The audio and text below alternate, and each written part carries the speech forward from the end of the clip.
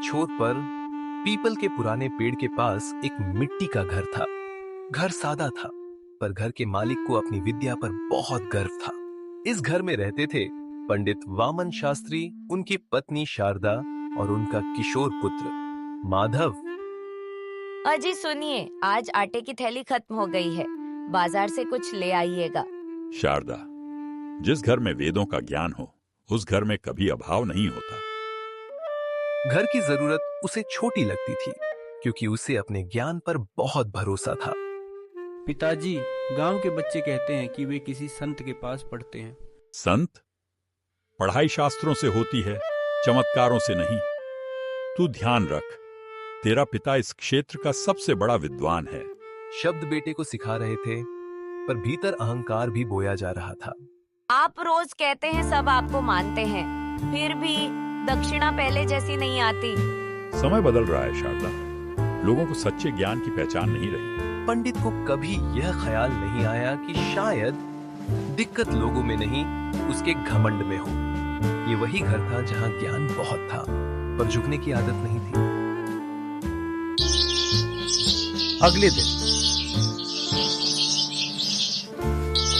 जिस गांव में हर बात धीरे फैलती है, वहीं गुरु की चर्चा सबसे पहले फुसफुसाहट बनकर आती है।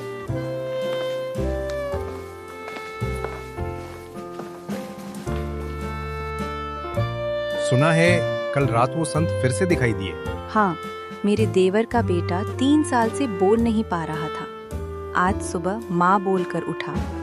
कहते हैं वो किसी को छूते भी नहीं,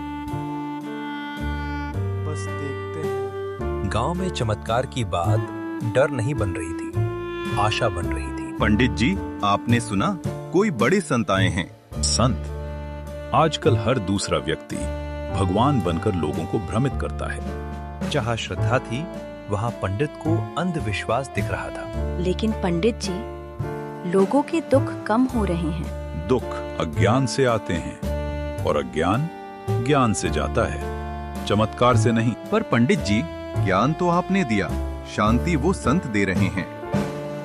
ये पहला पल था जब पंडित के घमंड को हल्की सी चोट लगी। पंडित स्वयं से मन की आवाज, अगर वो सच में गुरु है तो मेरी परीक्षा क्यों नहीं लेता? जिस दिन अहंकार परीक्षा मांग ले, उसी दिन गुरु उत्तर देने आ ही जाते हैं। शाम ढल रही थी और पंडित वामन शास्त्री के भीतर कुछ और उग रहा था, अहंकार की चुनौती। पंडित आंगन में टहल रहे हैं, पत्नी शारदा डरी हुई। आज आप कुछ ज्यादा ही चुप है, सब ठीक तो है?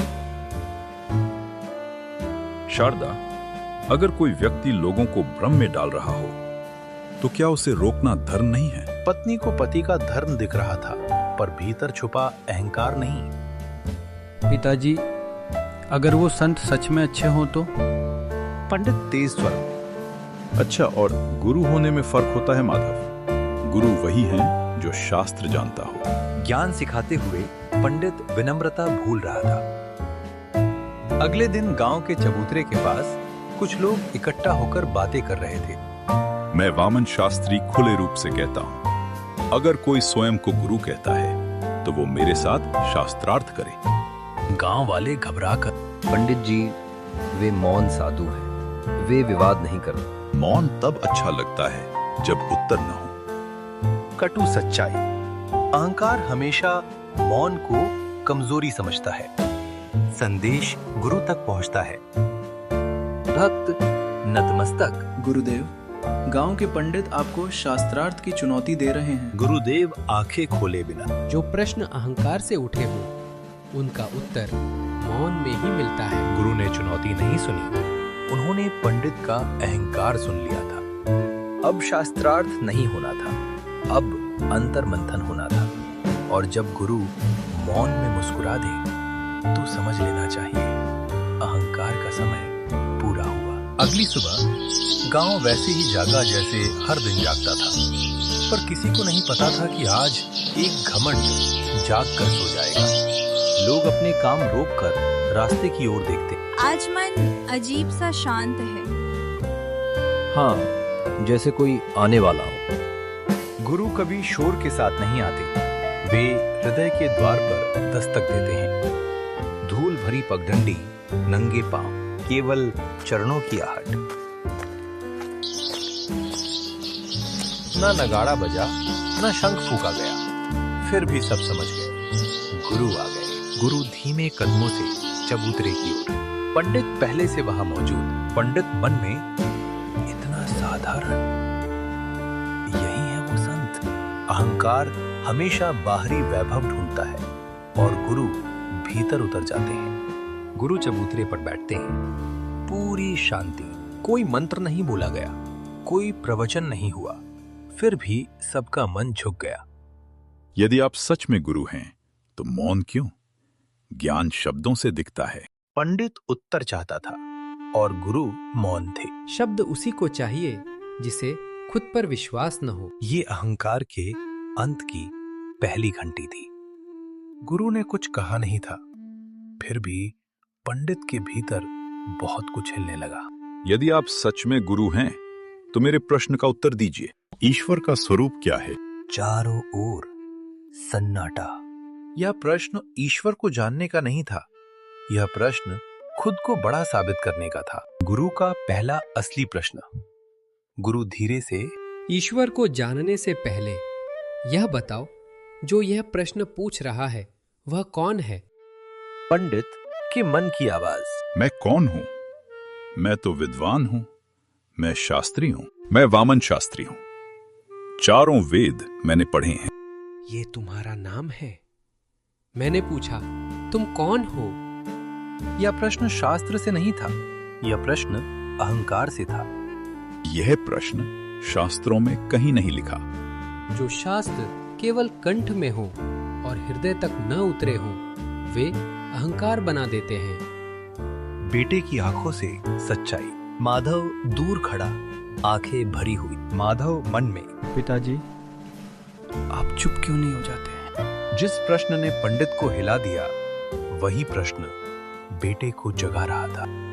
गुरु ने उत्तर नहीं दिया था, उन्होंने पंडित के भीतर एक प्रश्न छोड़ दिया था, और जो प्रश्न अंदर उतर जाए वही गुरु कृपा की शुरुआत होता है। उस माहौल में शब्द रुक चुके थे, पर पंडित के भीतर तूफान चल रहा था। वह हारना नहीं चाहता था और गुरु जिताना नहीं चाहते थे, वे केवल जगाना चाहते थे। पंडित ऊंचे स्वर में, आप प्रश्नों से बच रहे हैं? यदि आप सच्चे गुरु हैं तो कोई प्रमाण दीजिए। गुरुदेव धीरे से उठते हैं। वे भूमि पर अपनी उंगली से एक सीधी रेखा खींचते हैं। वामन, इस रेखा को लांघ जाओ। खड़े लोग चकित। पंडित बस इतनी सी बात? ये कोई चमत्कार है? वह आगे बढ़ता है। जैसे ही वह रेखा के पास आता है, उसके कदम जम जाते हैं। पंडित धीमे, कांपती आवाज में, मेरे पैर आगे क्यों नहीं बढ़ रहे? वह जोर लगाता है, पर असफल। गांव वाले फुसफुसाते हैं, ये क्या हो रहा है? ये क्या हो रहा है? रेखा मिट्टी पर थी, पर बंधन मिट्टी का नहीं था। बंधा हुआ था उसका शरीर नहीं, बंधा हुआ था उसका अहंकार। पंडित मन में, क्या ये सच में गुरु हैं या मेरी शक्ति खत्म हो गई? जब तक मन में मैं की रेखा है, तब तक कदम आगे नहीं बढ़ते। रेखा मैंने नहीं खींची वामन, रेखा तुमने स्वयं खींची है। चारों ओर सन्नाटा। कई लोगों की आंखें भर आती हैं। पंडित की आंखों में आंसू। गुरुदेव, मैंने ज्ञान को अपनी शक्ति समझ लिया। मैं भूल गया कि ज्ञान भी आपकी ही कृपा है। वो जमीन पर गिर जाता है। गुरुदेव अपनी उंगली से रेखा मिटा देते हैं। अब चलो। पंडित धीरे से उठता है और इस बार वह रेखा पार कर लेता है। रेखा मिट्टी से नहीं मिटाई गई थी, रेखा हृदय से मिटाई गई थी। ज्ञान गया नहीं था, घमंड गिर गया था। जिस व्यक्ति ने कभी किसी के आगे सिर नहीं झुकाया, आज वो भूमि पर पड़ा था। हार कर नहीं, समझ कर। पंडित वामन शास्त्री गुरु के चरणों में गिरा है, रोते हुए कांपती आवाज। गुरुदेव, मैंने जीवन भर शास्त्र पढ़ पर स्वयं को कभी नहीं पढ़ा। मैंने ज्ञान को अपनी कमाई समझ लिया और आपको परखने चला आया। गुरुदेव धीरे से उसके सिर पर हाथ रखते हैं। वामन, ज्ञान बुरा नहीं होता, अहंकार उसे भारी बना देता है। आज तुम पहली बार सीखने आए हो। माधव आगे बढ़ता है, आंसू भरी आंखों से।